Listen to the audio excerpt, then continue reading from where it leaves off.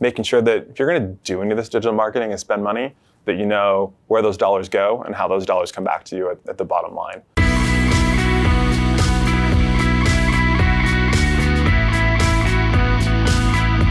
This is Velocitize Talks, and I'm Eric Jones. I'm here with Adam Broetje, the CEO and founder of Odd Dog Media. Adam, great to have you. Thanks for having me, Eric.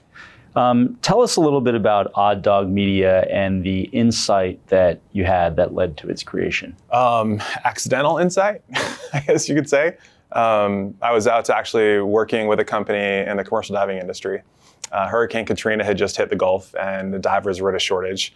And so we had created kind of a community website around commercial diving and really had to get out through a lot of web creation and content, social media, search optimization, and grow this community so that we could help this company really source divers. They were just really difficult to find, even though there was a ton of work out there for it. So we built that up and went really well. And then other companies around town started asking us, well, how did you do that? And could you come do that for our business? We said, sure, yeah, we probably figured that out. And so all of a sudden we found ourselves at an agency, and none of us really had an agency experience. So we kind of come at it from a different angle of not having been in that agency world and behind the walls of that, we definitely do things a little bit differently. I think that kind of sets us up a little more business, a little more in the mind of the business owner than the big agency side of things. So keying in on that business side of things, what are some of you've really made a name for yourself helping local business. What are some of your big three recommendations on digital strategies to help some of these owners grow their business? Number one is the one they always groan when I say it, but it's get reviews. Everyone's afraid to ask customers for reviews, and it's a difficult topic to push them over the edge on. But the ones that do it really well. It's social proof. You can't pay money to get that kind of thing. And so getting real customer reviews and really strong ones, and a lot of them, can really be a huge piece of it. The other one for local businesses is really focusing on their business location. And this can be a sticky one, especially when you got a metropolitan city like Seattle, where rents in the middle of downtown are super expensive. Yet having that physical location in the middle of downtown can make or break whether or not someone's going to search and find you. So that's a really big one. The third is probably attribution, making sure that if you're going to do any of this digital marketing and spend money, that you know where those dollars go and how those dollars come back to you at the bottom line. And that can be difficult. I mean, digital marketing is cool. We all say it's the most measurable form of marketing that's out there. But it's actually really hard to pull many different systems together into a simple number that I can tell a business owner, you spent this much and you made this much. Let's do more of that. So let's double click on some of those areas, reviews and sort of online reputation management. That can be challenging for some of these small business owners. How do you recommend that they tackle that process? My wife and I had bees in our house. We looked around, found a guy that was well recommended, a bee guy. And he came over and he was a little crazy, but man, did a great job. Was in and out of there, took care of the problem. No big deal. And then right there at the front door, took our credit card, said, thanks, see ya, and walks off. And I'm thinking, like, what an opportunity right here. I'm like a super happy customer. He could have just said, hey, do you mind leaving me a review? And if he had something to give me or leave me, or right there at that point of interaction, that was the spot to do it. Later on, the email from corporate 3 days later, like, you're not going to follow up on that stuff.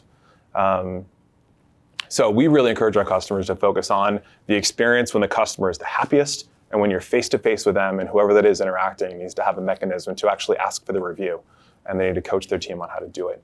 And that was the inspiration behind us actually creating our own review app to make that really easy for businesses. We give that up for free for businesses, a single location that wants to do Google reviews. But yeah, that's like one piece we feel like we can put in the hands of customers right away to deliver immediate value. That's really hard to do. You've done something similar actually in the lead attribution area. Tell us a little bit about your lead manager product. Well, the lead manager product was really to solve that issue of like, how much am I spending and how much am I making? And Google Analytics is a great tool because you can measure total conversions that are coming through that. But then it's hard for business owners to sift through and say, you're measuring forms filled out on my website, but some of these guys are just junk. I'm getting spam all over the place. So you're saying I got 50 leads coming in, but really the good ones, I've only got like 25. And so we wanted to provide a way for our customers to see exactly what those leads were, where they were coming from. And then for our customers to be able to say like, that's junk, or this is a good one, let's keep it. So we built the lead manager that's just built into the customer websites. It measures all of the leads that come through, whether it's through forms or through phone calls, and then provides our customers a really simple interface to say, that's good, that's bad. So then we get a true count at the end of each month based on what our customer feels is right, of how much money did they spend and how much did they make. So what insights, looking broadly across all of your customer base, what insights have you been able to glean from that lead attribution tool?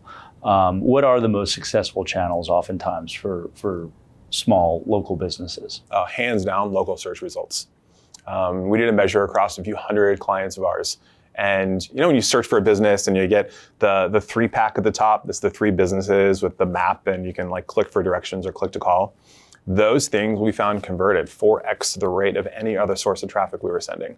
So that's across ads, other organic search traffic, referrals from other websites. That was really the bread and butter. So that's the spot. Usually customers come to us and say, how do I make an impact and the biggest impact for the least amount of money?